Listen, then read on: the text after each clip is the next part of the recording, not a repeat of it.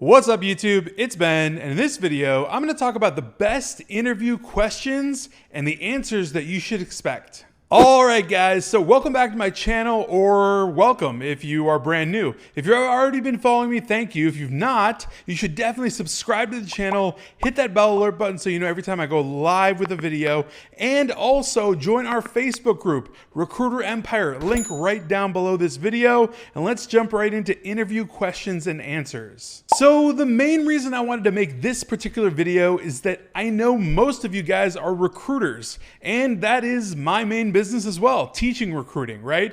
Through Recruiter Empire. Again, Facebook group, link in description. But beyond that, I know this inside and out because I've been on all angles of it, being interviewed, interviewing people, teaching people how to interview people, role-playing interviewing, all of that sort of stuff. So going through interview questions and the answers you should expect is something I want to cover right here, right now, because it's super important as far as your success and making tons of good placements in recruiting and staffing. So let's jump right into it. All right, so first and foremost, one of the most common questions, you could probably already guess it without me even saying, is tell me a little bit about yourself. All right, so the answer to this question is pretty simple. It's going to be something along the lines of whatever the person wants to say, okay? Now follow me here, because here's the deal. The reason the question is being asked is because although I think it's a very stupid question and useless, there is a purpose. The purpose being is that the employer or the interviewer, if it's you recruiting, you want to get to know the vibe of the person. You want to understand if they're going to drain on and on about the work they did when they were 15 all the way to today, right? You want to find out if they're going to talk about points related to the position they're applying for. You want to talk about if they're understanding even what the question means, if they go on a crazy tangent for 10 minutes. You want to figure all that out. So that's the purpose of that question. Normally, the right answer that you should expect is something related to their experience, how it relates directly to the position they're applying for, and how they'll be a good fit for that role. All right, so the second question I want to address would be, tell me about a time when insert whatever, right? This is often in the form of, tell me about a time when you had a conflict with a coworker or a conflict with one of your superiors and how did you deal with it, right? So really, the ultimate answer to this question is you want to find out whether this person is crazy or not. You want to find out how they deal with conflict, basically. Did they argue like crazy and did they stand their ground, or did they come to some sort of resolution and compromise and figure out whatever the situation was and be amicable about it? How did they actually initiate being amicable about it? You want to find out the follow-up details. So there's definitely going to be some follow-up questions that you ask when this interview question is being asked by you or the hiring manager or whatever it is, but the answer is ultimately going to need to be something amicable, something good, something that came out of it that was easy peasy and kept the peace. All right, so the third question that comes to my mind right now is one about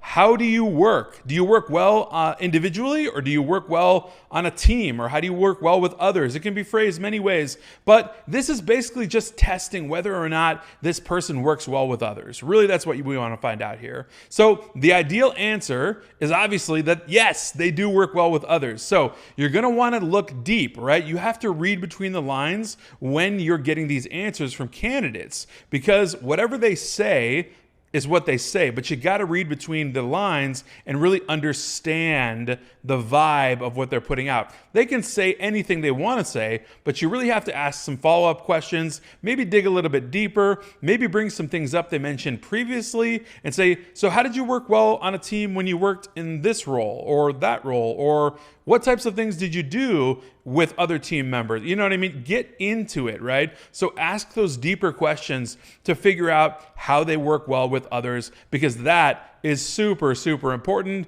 because you better believe they're definitely going to be working with others and collaborating on things, and you need to know how that's going to work out. So this is another fun question. What are your salary expectations, right? So this question in an interview is pivotal because it's basically kind of one of the questions that seals the deal, right? It's leading towards the end. So you identify what that person wants to make, right? So you're asking what their salary expectations is. Now be very careful about this because that's the way the question needs to go. As a recruiter interviewing someone, right? Look it up, check out. There are several states where you absolutely cannot say something along the lines of, what are you currently making? You can't ask that question. You can ask more so, what would you like to make? So they'll give you a number or a range. That'd be ideal. Ask for a range. And when you get that range, that's exactly where you're going to find out whether or not this person is way highballing it or maybe they're lowballing it, and that's fine. But either way, you'll figure out where they're at and whether or not they're going to be a fit for your client. One question that I'll throw in there when you're interviewing candidates that's super important is, are you applying for other positions or do you have other offers currently on the table? This is really important for the end process, once again, because you want to know. You don't want to waste your time talking with somebody that has like 3 offers that are pending, right? Because at any moment, they could accept any of those offers. So you want to get that really clear with them. Do they have other offers, and how actively are they applying right now? Take that knowledge, take it to the bank, and if they're applying actively, make sure, if they're a really good candidate, that you bring them to the hiring manager like ASAP. Another question that just comes up randomly is gaps on resumes. Okay, listen, this one has been a big deal in the past. Currently, it's not so much a big deal. And for the foregoing future, it's not really going to be a big deal either. Here's the thing. People have gaps, okay? They get laid off, they furlough, they take unemployment, they take time off, they have babies, they do whatever, and there's gaps, right? There are gaps on resumes, but there's always a reason why. You just want to find out the reason, and if it's rational, right? Meaning it's a reasonable, answer to the question, and it makes somewhat of a realistic sense to you, then it's all good. If they can't answer the question with anything that's reasonable or that sounds sensical, then you kind of need to second guess that and maybe ask some deeper questions and disqualify them potentially. All right, so another question that's really, really good to ask about the candidate is, how much do you know about the company and how much do you know about the role, right? This tells you whether or not the candidate has done their homework. You want to find out if they know what they're getting into, if they even know what they're applying for. This is huge. If you find out this candidate has no idea about the company, what they even do, or what the role is, or what the role actually requires, that's a red flag and a half, because right then and there, you're going to be like, boom, disqualified, right? They're not understanding what they're even applying for, which means they're serial applying for jobs, meaning they're on Indeed, click, click, click, click, click, click, click, just applying for everything, and it's not going to be a fit because that person is not focused and really intentional about getting that role. All right, so here's a really good question that always comes up. So tell me your biggest strength and your biggest weakness.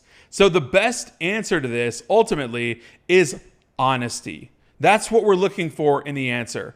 It doesn't matter the strength or the weakness. We're just looking for the candidate to be honest, right? Genuine about whatever it is that they can improve upon or whatever it is that they're actually really good at. Then vet them, like ask them more about what they're really good at. Like if they say, oh, well, Excel and, doing spreadsheets and pivot tables, all that kind of stuff, I'm very strong in that area. Well, tell me an example about, some projects where you had to do all that kind of stuff. Tell me some specifics. Test them on it, right? Make sure this candidate is not lying. You got to be a CIA agent here. You got to ask deep questions to really trust but verify what that person is telling you. Another interview question that's totally awesome is, tell me about your previous role or tell me about your current role if they're currently employed. Now, the answer to this one is super telling, because here's what happens.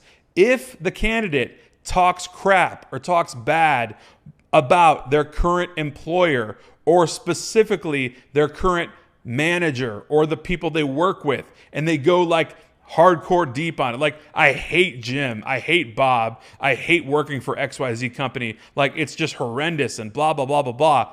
That's not a good sign. Okay, they might feel that way, but if they verbalize it to you that way, that is not a good sign, because that means they're bad mouthing. That means they're basically gonna badmouth you. Okay, they're gonna badmouth the company that you're sending them to. If they're that way, it's the same concept as if somebody talks crap about someone else to you, it means they're gonna talk crap about you to somebody else. Same situation. All right, so here's one last one that gets really unique. How would your current boss or past boss describe you?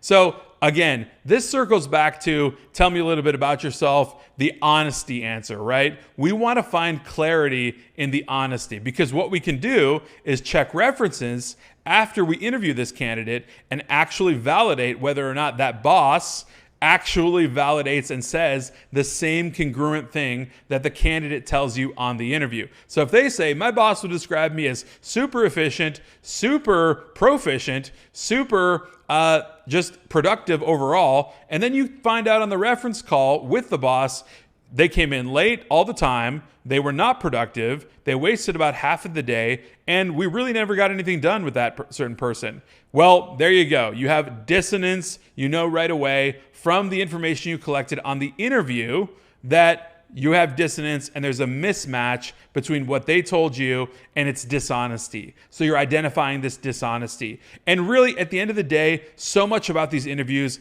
is about finding real, genuine honesty and just truth, right? About what they actually are, who they actually are, what they know, what they can do, what their capacity is, and whether or not they're a fit for the role.